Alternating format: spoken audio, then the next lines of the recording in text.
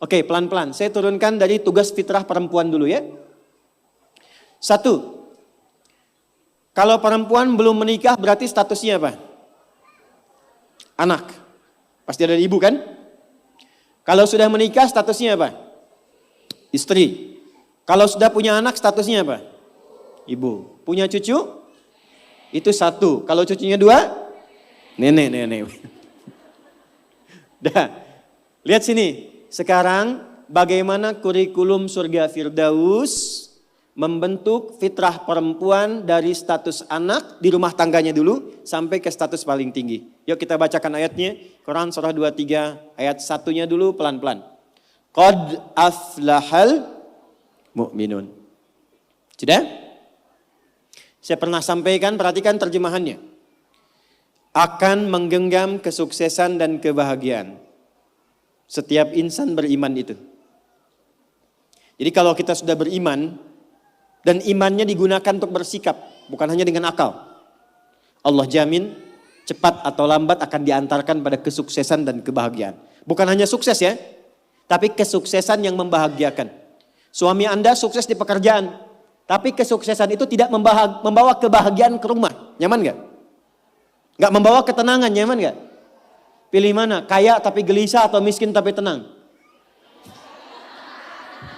Kaya tapi tenang. Tetap ya pilih ketiga. Lihat baik-baik. Maka lakukan semua dengan pendekatan iman. Kalau sudah pakai iman, bahasa singkatnya niatkan ibadah. Jadi ibu tugas apapun, ya Anda sebagai anak, sebagai istri, sebagai ibu dan ke atasnya, kalau berperan dalam kehidupan, kalau ada kalimat iman maksudnya niatkan ibadah karena Allah. Maaf dengan kalimat ini. Ibu merawat anak. Memandikan, menyekolahkan, menyayangi, memeluk sebelum tidur. Saya tanya, itu karena sayang, karena cinta atau karena ibadah? Masa? Kalau ibadah itu pasti karena Allah. Kalau iman pasti karena Allah. Alladzina yu'minuna bil ghaib. Ini ada saya lihat anak-anak dia. Ibu tuh merawat, menggendong, mendidik dan sebagainya kepada anak. Karena sayang atau karena Allah? Apa standarnya? Standarnya ketika kita mengerjakan semua karena Allah. Maka ukurannya semua yang dikerjakan akan dipastikan sesuai dengan ketentuan Allah. Di mana disekolahkan anak ibu? Jangan-jangan Anda mengatakan saya mendidik karena Allah, tapi Anda sekolahkan di tempat yang tidak pernah mengenal Allah. Di sekolahnya nggak ada pelajaran sholat, nggak ada baca Quran. Apa yang Anda berikan untuk anak Anda? Lihat pakaiannya. Katanya karena Allah, tapi dia menggunakan pakaian yang auratnya terbuka yang Allah nggak suka.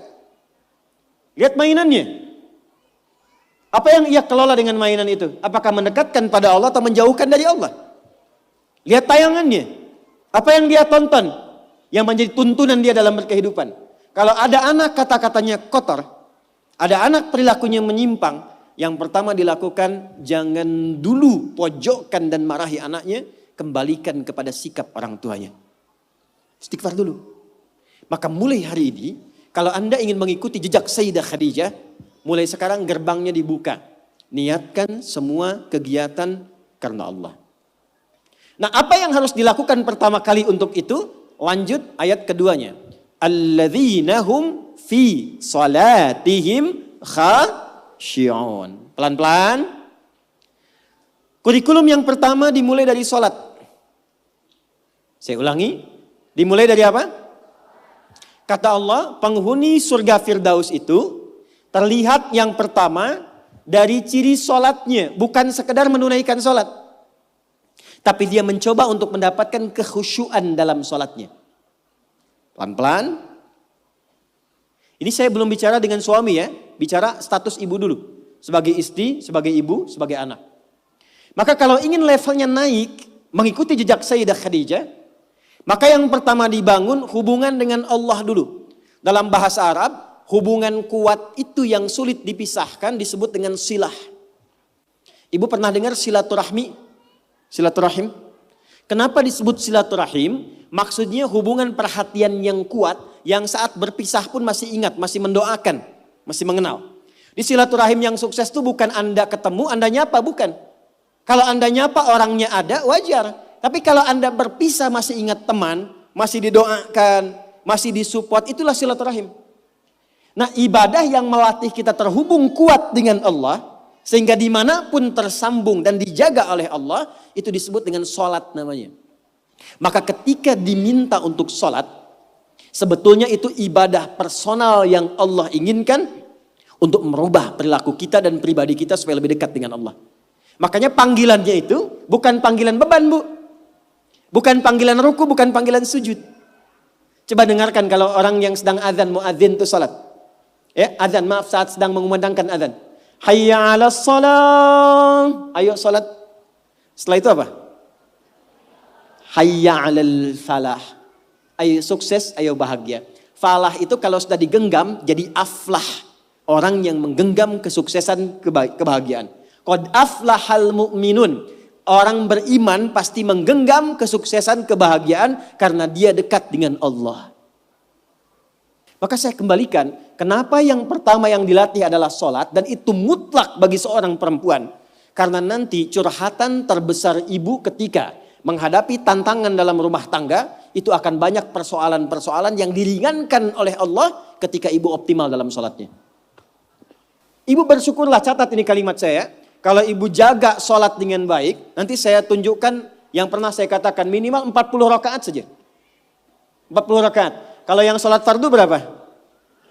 17 ya. Subuh berapa? 2. Duhur 4, asar 4, maghrib, isya. Ingat rumusnya ya, itu nomor telepon Allah, koneksinya 24434. Jumlah 17. Sisanya 23 di mana? 12-nya rawatib. Oke. 11-nya tahajud. Ibu jaga aja dulu ini yang 40 dan lihat apa yang terjadi setelah konsisten menunaikan itu. Sebulan aja dulu. Sebulan dulu. Lihat apa yang terjadi setelah itu. Maka nanti kalau sudah terkoneksi ke dalam jiwa, sudah enak sholatnya, itu yang disebut dengan khusyuk. Suasananya beda, Bu. Bukan ngejar selesai sholat, tapi menikmati setiap bacaan dan gerakan dalam sholat. Pernah nggak ada masa-masa ketika sholat enak gitu rukunya? Pernah nggak? Sujudnya nikmat, pernah begitu? Itulah khusyuk. Itu kalau ibu sedang mencapai titik itu kemudian sholat dan minta sesuatu, itu tidak ada sekat yang terhijab yang dikabulkan oleh Allah Subhanahu wa taala. 2, saya cepat. Jangan cukupkan soleh sendiri, Bu. Karena sama-sama ingin ke surga Firdaus kan ada suami, ada anak-anak. Maka pesan yang pertama penghuni surga Firdaus itu yang dipesankan bukan dunianya tapi akhiratnya. Contoh, suami mau berangkat, biasanya ibu pesan apa? Hah? Hati-hati ya Pak, gitu kan? Ya, sukses ya. Pernah nggak ibu bilang pertama kali yang disampaikan, ayah jangan lupa sholat ya? Pernah nggak? Tuh. Sekarang hari apa? Yang ke masjid siapa? Laki-laki perempuan? Yang ke masjid suami ibu, yang ke masjid laki-laki. Pernah nggak ibu siapkan pakaiannya? Pernah, bagus. Pernah nggak siapkan parfumnya? Bagus, tapi pernah nggak ibu bisikkan di telinganya? Pak, nanti pas khatib duduk di antara dua khutbah, doakan rumah tangga kita samara sampai surga ya. Pernah nggak? Belum. Padahal di situ ada pesan kuatnya. Di situ ada hikmah indahnya. Jadi ternyata sholat itu ketika dimunculkan ciri pertama, kita kemudian tebarkan ke semua anggota keluarga. Bu, kalau cuman hafal waktu sholat, itu iman standar. Surganya standar. Penghuni surga Firdaus, dia menyiapkan sebelum waktunya. Oleh karena itu pulang dari sini, jangan sampai di rumah nggak ada jadwal sholat, Bu. Print out, bikin. Saya suka tempelkan di dinding rumah, di kamar, kadang-kadang di meja makan. Sehingga begitu yang terlihat sebelum nunggu menu makan, waktu sholat. Jelas? Oke. 2, Walladzina hum 'anil lagwi mu'ridun. Agak cepat. Kita nanti akan bahas 3 saja. Walladzina hum, orang-orang yang menginginkan surga Firdaus itu, 'anil lagwi, dari hal yang tidak penting, yang tidak ada manfaatnya, mu'ridun, dia hindari. Saya ulang ya. Dari segala hal yang tidak bermanfaat, dia menghindar. Menghindarkan diri dari segala yang tidak penting. Jadi penghuni surga Firdaus itu orientasinya yang bermanfaat saja. Yang penting apa? Kalau ada pertemuan, manfaat gak? Penting gak? Ada kumpul-kumpul, penting gak? Ada pengajian, pengajiannya bermanfaat atau cuman kumpul-kumpul datang saja? Penghuni surga Firdaus, dia petakan semua kegiatannya dalam frame segala yang bermanfaat, segala yang penting saja. Sekarang mulai ibu evaluasi, bawa ke rumah. Dari ujung kepala sampai dengan ujung kaki. Mohon maaf sekali pelan-pelan. Mohon maaf sekali. Cek ya. Cek. Coba agenda selama ini yang sudah dilakukan. Berapa kali lisan berkata yang tidak baik? Mata melihat yang tidak baik. Ibu punya agenda perkumpulan di mana saja? Anak-anak ditempatkan di tempat ngumpul di mana saja? Cek evaluasi semua, termasuk aktivitas suami, kira-kira bermanfaat gak untuk kehidupan? Dudukan semua itu, kemudian telaahi dengan baik, bikin kurikulum, maka mulai belajar misalnya ambil target per bulan. Latihan dari lisan dulu. Sepakat semua keluarga. Pak, anak-anak, kita sebulan latihan berkata yang baik-baik ya. Kalau ada nggak sepakat, katakan dengan cara yang baik. Kalau melihat ingin bertutur, katakan dengan cara yang benar. Yang tak bermanfaat, jauhi. Sekarang coba, ketika ibu bertemu dengan teman, bikin pengajian, bikin tempat kumpul, kalau ingin masuk ke dalam golongan surga Firdaus, pastikan bukan hanya profesinya. Semua apa yang dikerjakan, nilainya berada pada nilai kebaikan. 3, agak cepat. Walladzina hum lizzakati fa'ilun. Ternyata penghuni surga Firdaus juga gemar berzakat. Gemar apa? Baik, zakat itu berapa persen dari harta? 2,5 minimalnya. Bisa nggak berzakat kalau nggak ada uangnya? Hah? Berarti perintah berzakat sekaligus perintah untuk mencari materi kan? Supaya bisa zakat kan? Makanya dalam Islam nggak dilarang. Silahkan suami mencari nafkah, bekerja, ibu punya bakat bisa jualan. Sayyidah Khadijah jualan nggak? Pedagang nggak? Sukses nggak? Bukan cuma sukses, sangat sukses. Hasilnya luar biasa. Nanti kita cerita. Tapi yang ingin saya katakan, ibu kalau sekarang bikin hijab face misalnya, ada yang bikin kerudung, bikin kue, bikin macam-macam, itu nggak dilarang, silahkan. Sepanjang tidak mengabaikan tugas pokok yang ada di rumah yang melekat kepada ibu. Silahkan. Tapi niatkan tujuannya untuk apa? Niatkan tujuannya untuk mengabdi kepada Allah supaya bisa zakat. Terakhir, kita gabungkan ketiganya. Saya ulang, kita gabungkan ketiganya. Uang sudah dapat. Awas ya, ini untuk pribadi dulu. Dibawa ke rumah. Ibu olah. Biasanya harta suami pun kan diberikan juga ke ibu ya. Sehingga ada adigio mengatakan, harta saya, harta suami, harta.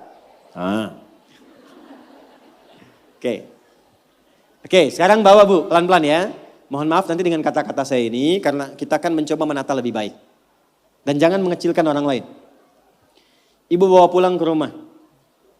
Maka kebutuhan pokok pertama kan untuk pemenuhan kebutuhan dalam kehidupan rumah tangga. Tarik ke pribadi. 1, untuk pakaian misalnya. Karena kita sekarang menaikkan level seperti Sayyidah Khadijah. Berpakaian yang bukan hanya pantas. Tapi Allah sukai dan menjadi support untuk suami. Maka perhatikan pakaiannya. Apakah cara berpakaiannya dan koleksi pakaian yang sudah dikumpulkan itu betul-betul menunjukkan pakaian yang disenangi oleh Allah. Contoh, perempuan berjilbab atau tidak? Saya ulang, berjilbab atau tidak syariatnya? Yang sudah berjilbab pertahankan, yang belum kita bantu, doakan, terangkan tentang keutamaan keistimewaan jilbab. Ternyata saking pentingnya jilbab itu, Bukan hanya di dunia. Di alam kubur pun ketika meninggal, kain kafan perempuan ditambah satu. Yang laki-laki nggak punya. Apa itu? Kerudungnya. Saking pentingnya. Jadi ketika dalam kehidupan dunianya pun misalnya belum mengenakan sepenuhnya, itu saat pulangnya mesti dipakaikan kerudungnya dalam kafannya. Sebetulnya apa fungsi jilbab itu? Yuk kita tarik dulu pelan-pelan. Buka Quran surah ke-33 Al-Ahzab ayat 59. Nanti setelah itu saya tarik kepada suami untuk mensupport. Surah ke-33 Al-Ahzab ayat 59. Ada ayatnya, ya ayyuhan nabiyyu qul li azwajika wa banatika wa nisa'il mu'minin. Ada? Yudnina min jalabibihinna. Dzalika adna an yu'rafna fala yu'dzain. Ada? Asalnya Bu, sebelum ayat ini turun, itu masih ada yang berkerudung, masih ada yang tidak berjilbab. Biasa saja. Tapi tiba-tiba ada kejadian. Perempuan muslimah malam-malam ingin ke toilet diganggu oleh preman-preman Madinah dari Yahudi. Maka dilaporkan kepada Nabi, turunlah ayat ini. Maka Allah sampaikan, ya ayyuhan nabi, wahai Nabi, qul li azwajika, mulai hari ini sampaikan pada semua istrimu, wa banatika, anak perempuanmu, dan nisa'il mu'minin, bukan cuman perempuan, nisa'il mu'minin, perempuan-perempuan yang memang merasa punya iman, yang yakin dengan anugerah Allah. Yudnina min jalabibihinna, mulai detik ini kenakan jilbab oleh mereka. Dzalika adna an yu'rafna, maka ketika jilbab dikenakan, aku akan perhatikan sebagai identitas untuknya. Di identitas ibu sebagai perempuan di hadapan Allah itu salah satunya ketika ibu mengenakan jilbab yang dikenakan itu dengan model apapun. Tapi belum berhenti ayatnya, belum berhenti. Perhatikan kalimatnya. Asa ayyurafna, maka ketika dia kenakan jilbab itu, semua mesti kenali. Dialah perempuan yang beriman. Fala yu'dzain, dan setiap laki-laki yang beriman mesti punya komitmen melindungi dan menjaganya. Jadi ketika ibu kenakan jilbab itu kami yang laki-laki, yang pria-pria mukmin ini, itu terikat dengan komitmen kepada Allah. Kalau ibu ada yang ganggu, ada kesulitan, kami mesti bantu. Itu asalnya. Di Allah turunkan ayat hijab, jilbab itu bukan sekedar ingin menutup, tapi memberikan kemuliaan pada perempuan. Dan ini fikih jarang diketahui laki-laki juga. Jadi ketika ibu ke pasar nih ya, kesulitan misalnya, beli beras sulit, terlihat ibu pakai jilbab tuh. Itu laki-laki itu yang melihat itu langsung respon bantu. Dan Allah jadikan itu mengikat dalam fitrah hati setiap insan beriman. Itu poinnya. Sekarang ingin saya katakan, ketika Allah memberikan hadiah yang sangat luar biasa dan mengistimewakan, diambil gak? Diambil gak? Maka perhatikan, kalau di era Sayyidah Khadijah hasil niaganya diserahkan untuk dakwah Nabi, maka di era kita dibalik. Apa yang dihasilkan oleh suami diolah oleh istri perempuan, ada pendapatan dari istri dikumpulkan, coba dari situ kreasikan untuk membeli atau mendapatkan sesuatu yang Allah sukai. Punya anak perempuan, apa yang Allah sukai dari perempuan ini? Ibu kalau nggak percaya silakan ya, kasih makanan yang halal, kasih pakaian yang paling benar, nanti cek, masukkan dia ke sekolah Quran. Demi Allah saya katakan, tidak tunggu lama dia akan cepat mendapatkan hafalan Qurannya.